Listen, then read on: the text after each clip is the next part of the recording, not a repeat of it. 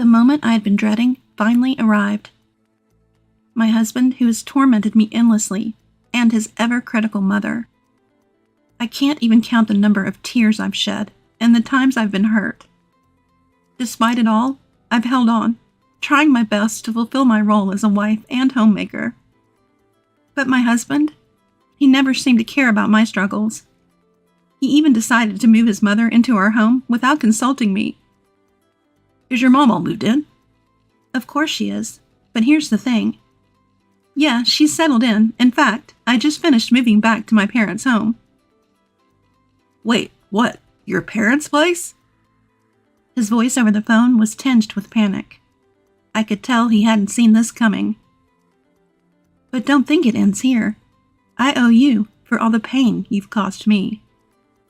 My name is Eleanor, a 44-year-old homemaker. I met Raymond at a party when I was 20, and we instantly clicked.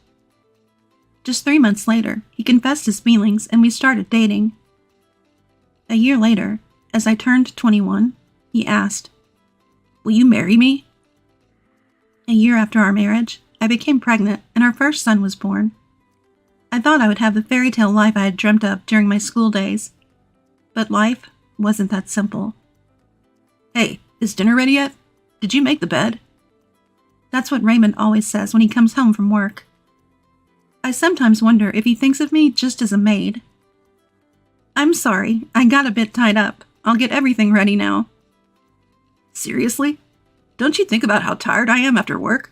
I deal with so much stress to provide for our family. And remember, I'm a manager. A manager! Whenever something doesn't go his way, Raymond starts ranting about being a manager and makes snide remarks.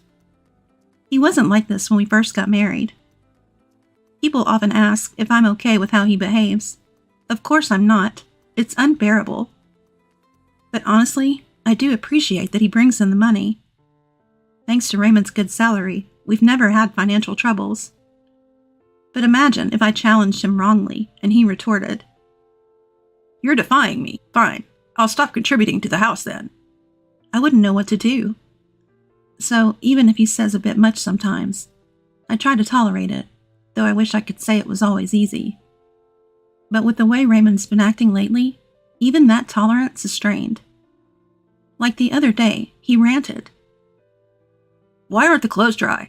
You didn't even use the dryer, did you? I told you before, I like my clothes feeling cozy. They need to be fluffy from the dryer." I had a lot on my plate with shopping and chores. I didn't get to the dryer. That's not the point. I work hard every day, but what about you? Aren't you a homemaker? Shouldn't you have time for at least this? Raymond never does household chores. He believes that's the wife's job. Just because I'm a homemaker doesn't mean I always have free time. I wish he'd help out a little. It was the same time when our child was born. "I'm busy with work. I'm tired." Always some excuse. So I've done all the household and childcare duties by myself. But there's another source of stress. My mother-in-law. "Eleanor, did you clean this properly? And what are you planning for dinner tonight? Surely not some takeaway." Whenever my mother-in-law visits, she's always like this. She constantly looks for my mistakes and never hesitates to criticize. Both mother and son act similarly. Like they say, the apple doesn't fall far from the tree. And today, she started again. "Eleanor, how many times have I told you? Clean the house every day to make it comfortable for my son. Why don't you? Are you ignoring my advice on purpose? This is why I was against my son marrying someone like you. You can't even manage the house properly. Just looking at you infuriates me." Constant criticism from Raymond and my mother-in-law, and I endure it all with a smile. But there's one thing I just can't overlook. Mother-in-law's gambling habit. Whenever she has the chance, she's playing poker, slot machines, roulette, or craps. She just loves to gamble.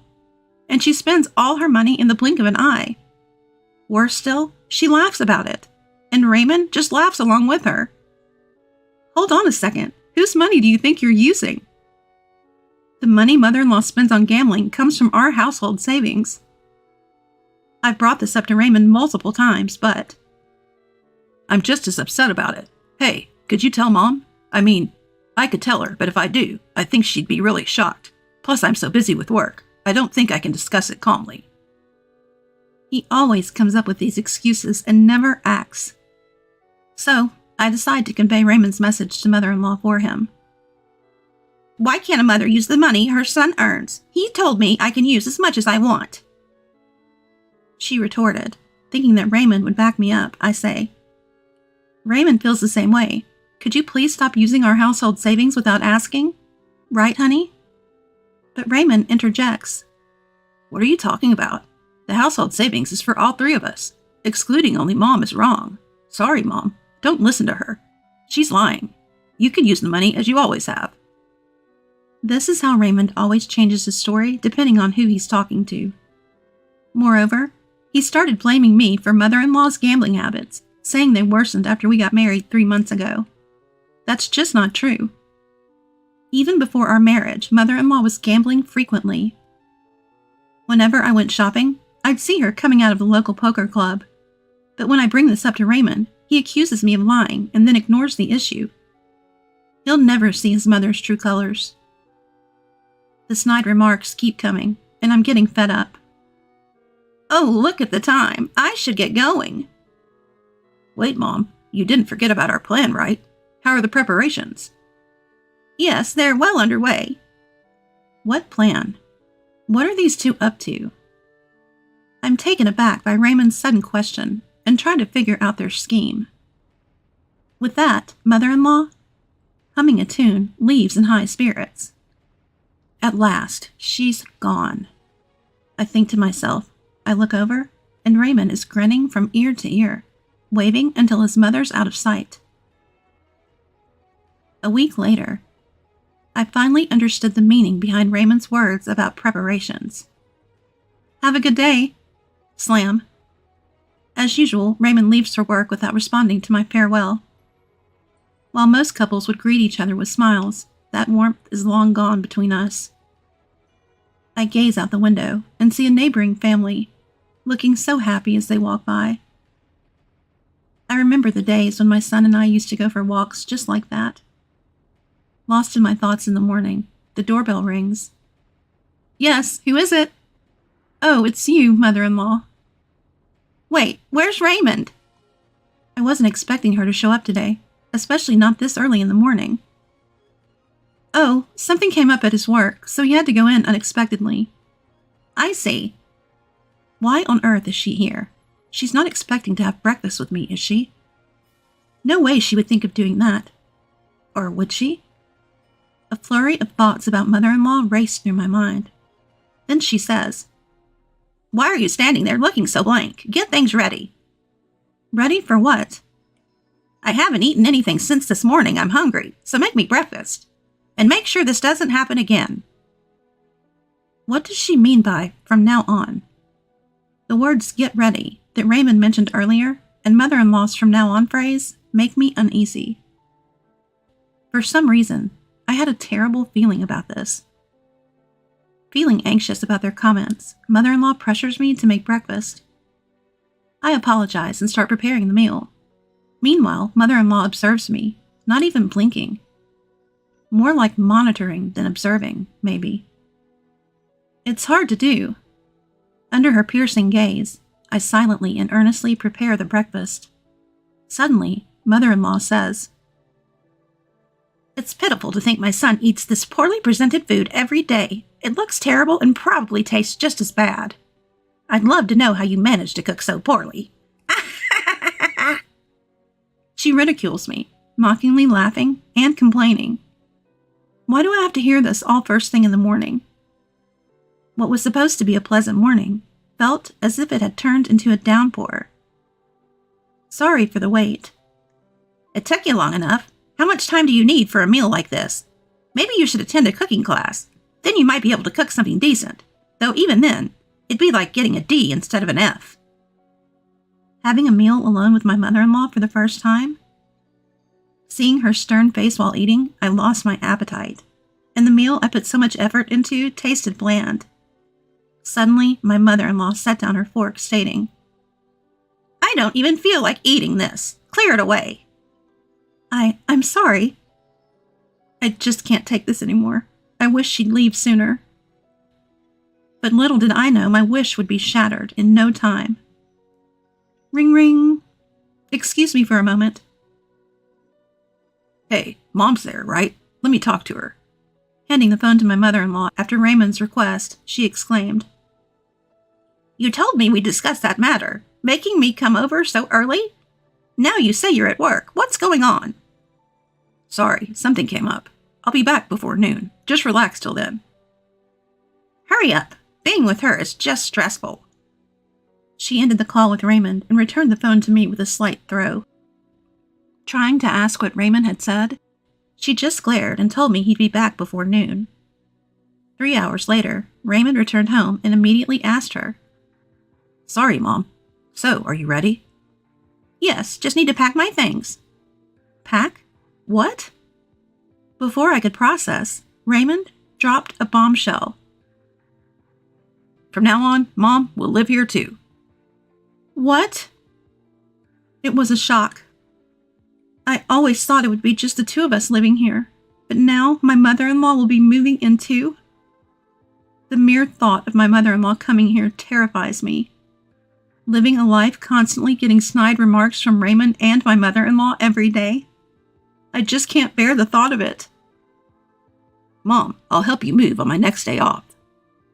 That would be helpful, but don't bring her along. We don't need someone useless. Don't worry, it'll just be me. This shocking twist left my mind blank, unable to process anything. That evening, Raymond and his mom went out for dinner. Alone, I pondered our future. How would I coexist with the two of them? Was I just supposed to endure everything? Or was there another way? The same thoughts kept replaying, but no answers came. Lost in my despair, I felt tears spilling when suddenly, ring ring, a phone call. Wiping away my tears, I answered, and the voice on the other end was, "Oh," a call from the most unexpected person. The familiar voice echoed in my ear when I picked up the phone. Mom, it's been a while. Eric, it has indeed. Have you been well? Yeah, I'm good. Granddad and Granny are also doing well. We're all getting along. It was my son Eric on the other end. After graduating from college, Eric took a job at a company near our family home. Because his work was close, he had chosen to live with his grandparents, away from us. When will you come to visit? It's been years since you last did. The two of them really want to see you. I'm sorry. I've been so busy and just couldn't make it to the family home. Busy with what? Isn't it because of Dad and Grandmother? He hit the nail on the head. The reason I couldn't visit was indeed because of those two. Raymond didn't like the idea of me visiting my parents. As a homemaker, Raymond only sees me as a mere housekeeper. He has this ridiculous notion that I should always be taking care of the home. And his mother-in-law shared the same view. She too only saw me as a convenient housekeeper, always expecting me to tend to the house. So I felt trapped, unable to leave, and just living within the confines of our home. It felt like I was a bird caged up. Eric knew this. He once visited this house and remembered the words Raymond and mother-in-law had hurled at me. Aren't you a homemaker? Then you need to do your household duties properly. A housekeeper who can't even do chores is useless anywhere. Be grateful you're even needed here by us. It was then that Eric first realized the treatment I was getting from the two of them. I thought as much. I'm sorry for making you worry. Listen, Mom, I have an idea. Then Eric suggested something unexpected. It was something I hadn't ever considered. Really? Are you serious? Of course, it's to help you, Mom. While it might seem obvious, Eric's words became the lifeline I needed for my hellish life. From the next day, while Raymond was at work, I started implementing what Eric had told me to do. Being cautious not to let Raymond notice, and always vigilant for the often unexpectedly appearing mother-in-law. There were a few close calls. Hey, have you been up to something lately? Why do you ask? Mom mentioned it. She said you've been acting differently. You're not cheating on me, are you?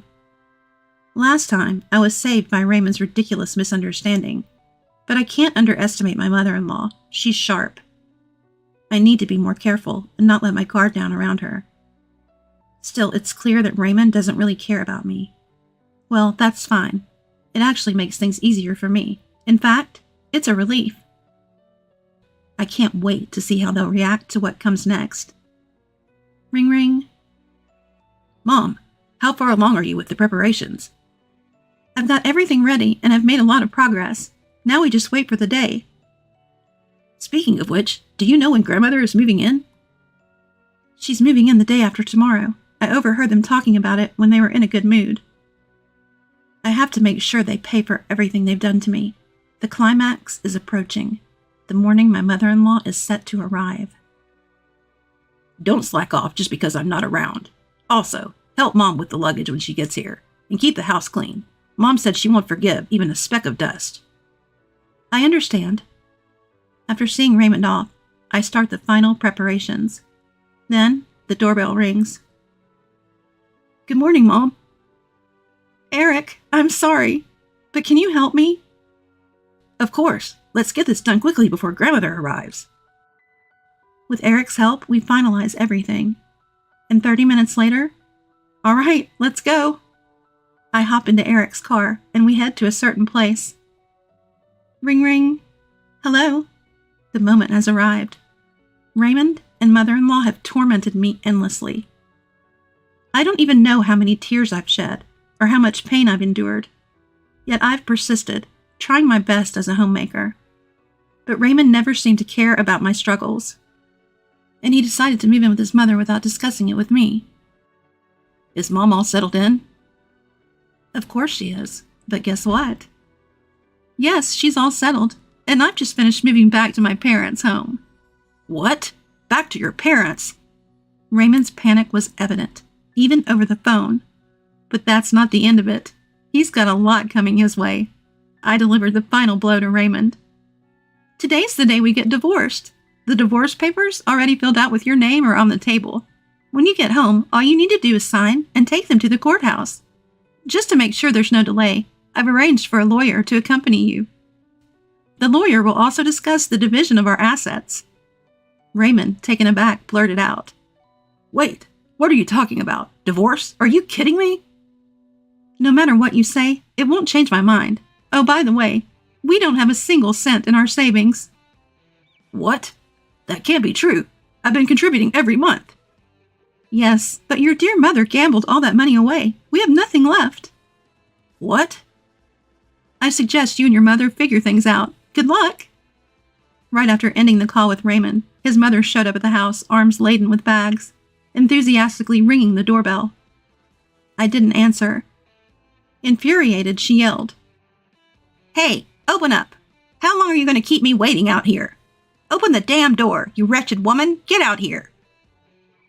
Her screaming and swearing at the front door attracted the attention of a passerby. They suspected her of causing trouble and called the police. In just a few minutes, officers arrived and took her away. About 30 minutes later, a distraught Raymond, unable to focus on his work after hearing the news, rushed home, but I was nowhere to be seen. The only thing waiting for him was the divorce paper on the table. The sight left him completely speechless, and he just sat down devastated. 2 hours later, the lawyer arrived and accompanied a despondent Raymond to the courthouse to submit the divorce papers. At last, our divorce was finalized. The next day, after being released from police custody, Raymond's mother came home, only to find her son deeply affected by the shock of the divorce. Although Raymond had planned to live with her, the trauma of the divorce made him take a leave from work, and a month later, he resigned. With no income, he had to sell the new house they had just built. They managed to get by with the money from the sale, but his gambling-addicted mother depleted it all. Rumor has it, they now live like homeless people in a nearby park. After the divorce, I began to live peacefully at my parents' house. The money from the sale of the house came to me as well. With that money, I commented, "This place is lovely." Yeah, it's a popular resort hotel these days.